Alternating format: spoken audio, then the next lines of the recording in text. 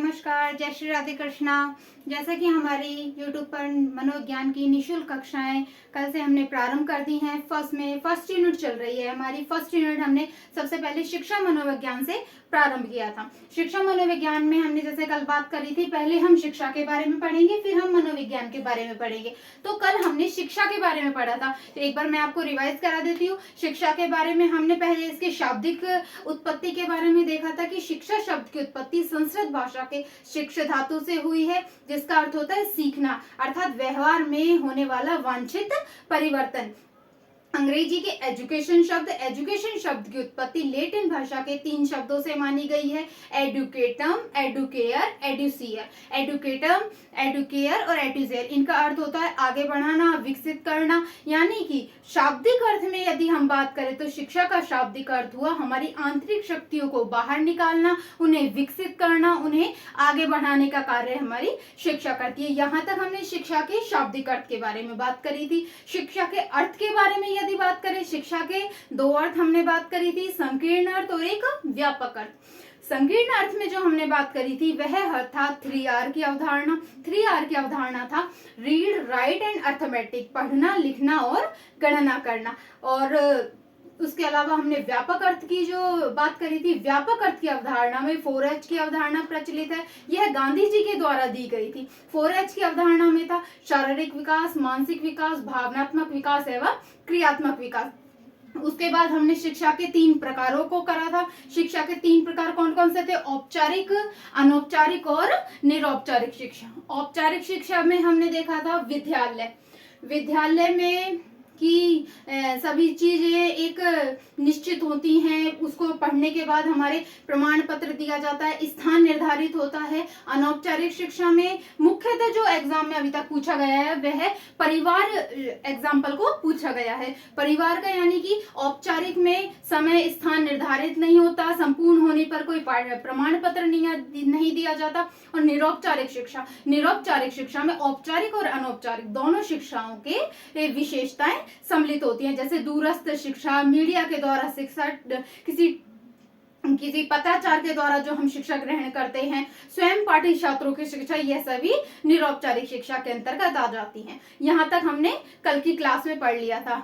शिक्षा का शाब्दिक अर्थ, शिक्षा के प्रकार, यह सारी चीजें। अब उसके आगे हम शिक्षा के बारे में पढ़ते हैं। शिक्षा में 2 व्यक्ति हुए हैं, शिक्षा मनोविज्ञान में 2 व्यक्ति हुए हैं। कौन कौन हुए हैं?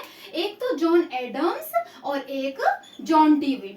जॉन एडम्स ने शिक्षा को द्विध्रुवीय प्रक्रिया कहा है। जॉन एडम्स ने क्या कहा है? शिक्षा को द्विध्रुवीय प्रक्रिया कहा है। द्विध्रुवीय प्रक्रिया मतलब यह चुंबक के 2 ध्रुवों की भांति होते हैं। 2 ध्रुव, शिक्षक एवं छात्र। अब हम इसको कैसे याद करें कि भाई जब हम शिक्षा की बात करेंगे तो शिक्षा में शिक्षक और छात्र से काम थोड़ी ना चल जाएगा। हमें उसमें विद्यालय भी चाहिए, पाठ्यक्रम भी चाहिए, सभी जो भी वातावरण चाहिए। तो इनकी बात कुछ अधूरी मानी गई मनोवैज्ञानिकों के द्वारा। तो हम ऐसे याद करें, इन्होंने तो बहुत एड़ी बात कर दी। कैसी बात करी कि शिक्षा में इन्होंने सिर्फ 2 ही ध्रुव बताए, चुंबकीय 2 ध्रुव बताए, शिक्षक एवं छात्र। इनके द्वारा जो अवधारणा चली वह द्विध्रुवीय अवधारणा कही गई।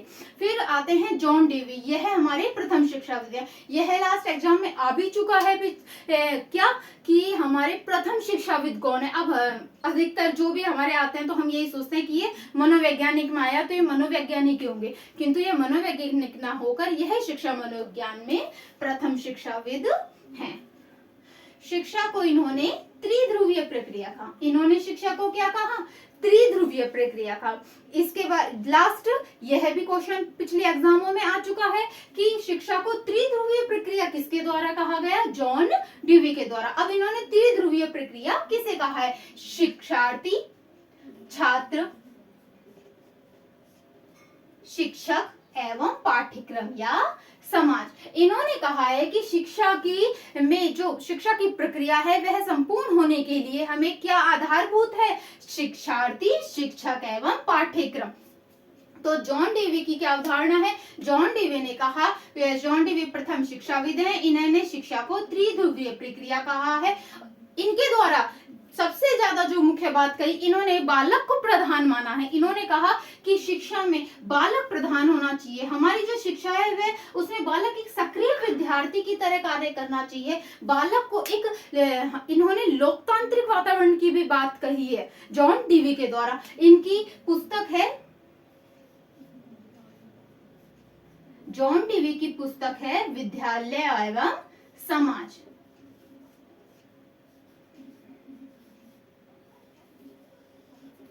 विद्यालय एवं समाज।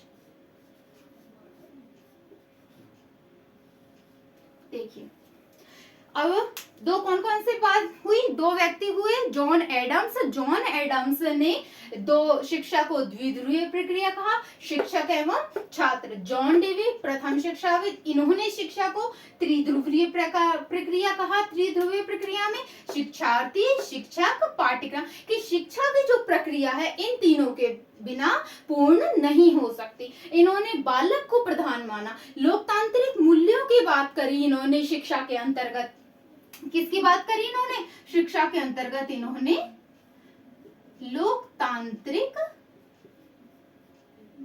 लोकतांत्रिक मूल्यों की बात कही।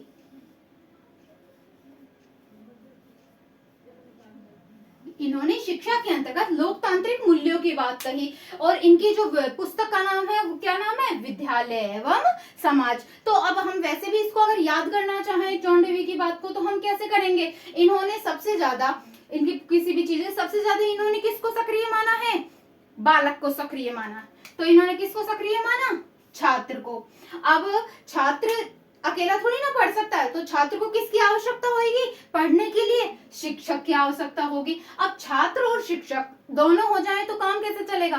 पाठ्यक्रम भी होना चाहिए, कुछ तो होगा जो शिक्षक पढ़ाएंगे उनको, कुछ तो पाठ्यक्रम। अब पाठ्यक्रम कहाँ? पाठ्यक्रम कहीं जिस भी है, जैसे हम मान लो विदेश में रह रहे तो वहां का अलग होगा, भारत का अलग पाठ्यक्रम है, हर विषय का अलग पाठ्यक्रम, तो समाज में हर समाज का अलग अलग पाठ्यक्रम होता है। अब हमें कैसे याद हुआ? सिर्फ आप एक बात याद रखिए कि जॉन डीवी ने बालक को प्रधान माना। बालक से आपकी ये सारी चीजें याद हो जाएंगी। यदि बालक को प्रधान माना तो बालक है तो फिर उसके बाद उसे क्या चाहिए? शिक्षक भी चाहिए पढ़ने के लिए। शिक्षक और छात्र दोनों हो गए तो उसे पाठ्यक्रम भी चाहिए। तो इससे हमें क्या याद हो गया एक बालक से कि इन्होंने त्रिध्रुवीय प्रक्रिया कहा। त्रिध्रुवीय प्रक्रिया कौन कौन सी कहा? बालक, शिक्षक एवं पाठ्यक्रम। त्रिध्रुवीय प्रक्रिया याद हुआ। इसके बाद इन्होंने इनकी पुस्तक, अब पुस्तक कैसे हो गई? यहाँ बालक भी है, शिक्षक भी है, और बालक और शिक्षक कहाँ पढ़ाई करेंगे? विद्यालय में। विद्यालय याद हुआ और समाज यहाँ पर है। तीनों चीजें हमारे याद हो गई। एक बार फिर से देखिए आप, शिक्षा मनोविज्ञान में दो व्यक्ति हुए हैं, जॉन एडम्स ने शिक्षा को द्विध्रुवीय प्रक्रिया कहा है, शिक्षक एवं छात्र। जॉन डीवी प्रथम शिक्षाविद हैं। अब प्रथम शिक्षाविद है, इसमें हमें क्या याद करना है? मात्र बालक याद करना है। बालक है तो हमें शिक्षक की आवश्यकता पड़ेगी, शिक्षक है तो हमें पाठ्यक्रम की भी आवश्यकता होगी। तो इससे हमें क्या याद हुआ कि शिक्षा त्रिध्रुवीय प्रक्रिया है। अब त्रिध्रुवीय प्रक्रिया हो गई, यहाँ पर हो गया। फिर अब बालक भी है, शिक्षक भी है, पाठ्यक्रम भी है, कहाँ पढ़ाई करेंगे? ये विद्यालय में करेंगे। अब वहां का विद्यालय वहीं के समाज के अनुसार, भारत में है, हम पाकिस्तान में, हम स्विट्जरलैंड में, जैसे भी हमारी होगी, हमारी अलग अलग शिक्षा प्रणालियां होंगी, अलग अलग नियम होंगे, तो समाज भी प्रभावित करता है। यानी कि इनकी पुस्तक का नाम विद्यालय एवं समाज। अब आप इन दोनों को याद कीजिए, इनका स्क्रीनशॉट लीजिए।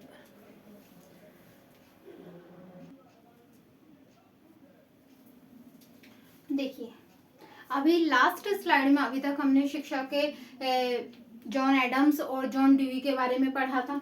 अब हम शिक्षा की परिभाषाओं को देखते हैं। शिक्षा की परिभाषा में एक है विवेकानंद जी। विवेकानंद जी ने क्या कहा? मनुष्य में अंतर्निहित पूर्णता की अभिव्यक्ति ही शिक्षा है। मनुष्य में अंतर्निहित पूर्णता की अभिव्यक्ति ही शिक्षा है। गांधी जी की देखिए, गांधी जी ने कहा शिक्षा से मेरा तात्पर्य बालक या मनुष्य के शरीर, मस्तिष्क, आत्मा के सर्वोत्तम विकास की अभिव्यक्ति से है। अब आप इससे क्या समझे? दोनों में अर्थ क्या चीज आ गई कि शिक्षा, जैसे हमने लास्ट जब शिक्षा का अर्थ पढ़ा था उसमें हमने क्या देखा था कि ई प्लस डी को अंदर से बाहर, और डी को का अर्थ बाहर निकालना, यानी हमारी आंतरिक शक्तियों को बाहर निकालना, उन्हें विकसित करने का कार्य शिक्षा करती है। या शिक्षा का हमने जो अर्थ पढ़ा था उसमें आया था, ये लास्ट ऑफ क्लास देखना उसमें, यानी कि वही सारे सार रूप में इनमें आ रहा है कि मनुष्य में अंतर्निहित पूर्णता की अभिव्यक्ति ही शिक्षा हमारी, यानी कि जो हमने पहले पढ़ा था कि शिक्षा हमारी आंतरिक शक्तियों को आगे बढ़ाने, विकसित करने का कार्य करती है।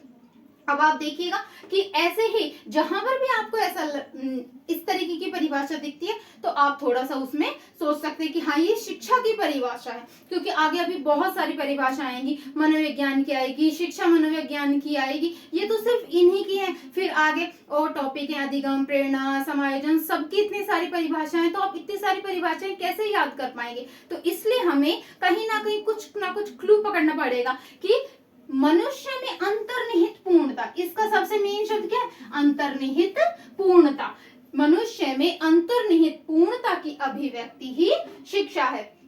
और महात्मा गांधी का आपने हमने कल की क्लास में पढ़ा था 4H की अवधारणा। जब आपसे मैंने ये कहा था कि 4H की अवधारणा गांधी जी के द्वारा दी गई है, उसमें हमने क्या बात कही थी, गांधी जी ने सर्वांगीण विकास की बात कही, बालक का शारीरिक, मानसिक, भावनात्मक एवं क्रियात्मक विकास की बात गांधी जी के द्वारा दी गई थी अवधारणा। तो वही बात जब उन्होंने वो अवधारणा दी है, उनकी वो सोच का है, तो वही सोच उनकी परिभाषा में भी दिखेगी। तो इस परिभाषा का जो आप क्लू पकड़ते हैं ये देखिएगा, गांधी जी शिक्षा से मेरा तात्पर्य बालक के शरीर, हमने पढ़ा था शारीरिक विकास, मानसिक विकास, भावनात्मक विकास, क्रियात्मक विकास, बालक के शरीर, मस्तिष्क, आत्मा के सर्वोत्तम विकास की अभिव्यक्ति, बाहर निकालना, हमने पढ़ा था ई प्लस डी को बाहर निकालना, अंतर्निहित पूर्णता की अभिव्यक्ति, शरीर, मस्तिष्क, आत्मा, हम 4H की अवधारणा से याद कर लेंगे कि अभिव्यक्ति। तो हमने क्या हुआ, विवेकानंद जी की अंतर्निहित पूर्णता, आप मेन शब्द को याद करिए, फिर अभिव्यक्ति वाली चीज हर एक में आपको दिख रही है, ठीक है। मनुष्य में अंतर्निहित पूर्णता की अभिव्यक्ति ही शिक्षा है, विवेकानंद जी की। गांधी जी की 4H की अवधारणा जो हमने पढ़ी उससे मिलती जुलती आपको परिभाषा मिलेगी, इससे आप पहचान लीजिएगा। तो गांधी जी की शिक्षा से मेरा तात्पर्य बालक के शरीर, मस्तिष्क, आत्मा के सर्वोत्तम विकास की अभिव्यक्ति है। और अभी आगे मैं और परिभाषाएं भी लिखाऊंगी, पर शिक्षा में अभी तक ये दो ही परिभाषाएं आई हैं, तो ये मोस्ट है दोनों। आप इन दोनों को, तो अगर आपको ये चाहते हैं, अगर आप सब कुछ पढ़ना चाहते हैं तो उन्हें भी पढ़िए, कि हम एक्स्ट्रा लिखानी पड़ती है कि हाँ ये भी थोड़ी बहुत इंपॉर्टेंट है। पर एग्जाम में जो अभी तक आई हैं, जो हमारे लिए अभी तक सबसे महत्वपूर्ण है, वो कौन कौन सी हैं, स्वामी विवेकानंद जी और महात्मा गांधी। इन्हें आपको छोड़ नहीं सकते, इन्हें छोड़ने का आपको हक नहीं है। तो ये दोनों तो आपको याद करनी पड़ेंगे। आप इनका स्क्रीनशॉट लीजिए, फिर आगे बढ़े।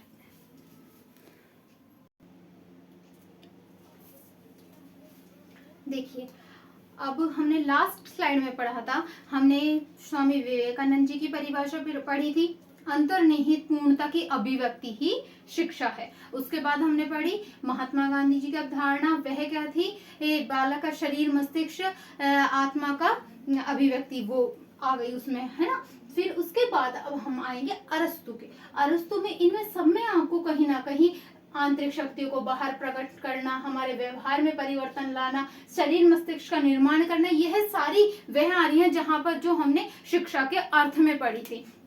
अरस्तु स्वस्थ शरीर में ही स्वस्थ मस्तिष्क का निर्माण ही शिक्षा है, कि शिक्षा के द्वारा ही स्वस्थ शरीर में स्वस्थ मस्तिष्क का निर्माण किया जा सकता है। यह शिक्षा की परिभाषा अरस्तु का।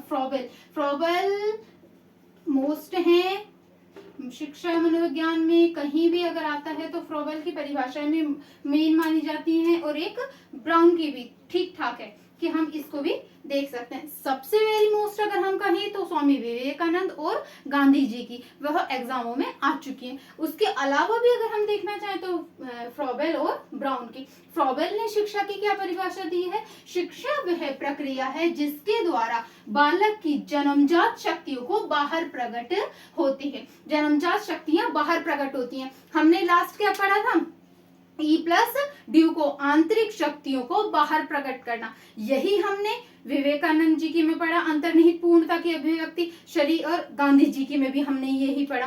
तो यानी कि अभिव्यक्ति ही, शरीर मस्तिष्क आत्मा की अभिव्यक्ति ही, और इनमें भी अभिव्यक्ति जन्मजात शक्तियों को बाहर प्रकट करना, कि जहां पर भी ऐसी आए तो हम थोड़ा बहुत अंदाजा लगा सकते हैं कि हाँ यह शिक्षा की परिभाषा है, क्योंकि आगे फिर मनोविज्ञान की भी आएगी, शिक्षा मनोविज्ञान भी आएगी, तो हमें उसमें डिफरेंस करना आना है। कहीं ना कहीं हमें कुछ तो एक ऐसा क्लू पकड़ना पड़ेगा कि जिससे हम परिभाषाओं में अंतर कर सकते।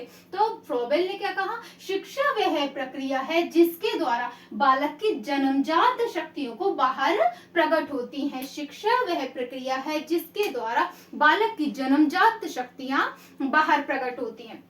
ब्राउन शिक्षा वह प्रक्रिया है जिसके द्वारा बालक के व्यवहार में परिवर्तन लाया जाता है। अब शिक्षा वह प्रक्रिया है जिसके द्वारा बालक के व्यवहार में परिवर्तन लाया जाता है। जब हमने इसका अर्थ पढ़ा था तब मैंने आपको लास्ट क्लास में बताया था कि शिक्षा शब्द की उत्पत्ति संस्कृत भाषा के शिक्षा शब्द से हुई है, जिसका अर्थ होता है सीखना, व्यवहार में होने वाला वांछित परिवर्तन, यह कहा था। तो वही परिभाषा, यही मैंने लास्ट में कहा कि जो अर्थ हमने बताए उन्हीं से बनकर परिभाषाएं कहीं ना कहीं हमें दिखाई देंगी। तो हमने उसमें क्या कहा था, व्यवहार में होने वाला वांछित परिवर्तन। तो ब्राउन में क्या आ गया, अगर हमने वो याद कर लिया तो ये भी हमें याद होने में मदद होगी। शिक्षा वह प्रक्रिया है जिसके द्वारा बालक के व्यवहार में परिवर्तन लाया जा सकता है। ठीक है, अभी तक की ये परिभाषाएं हो गई। अभी हमने 5 परिभाषाएं लिखी हैं, उनमें सबसे मोस्ट विवेकानंद और गांधी जी। आप इनका स्क्रीनशॉट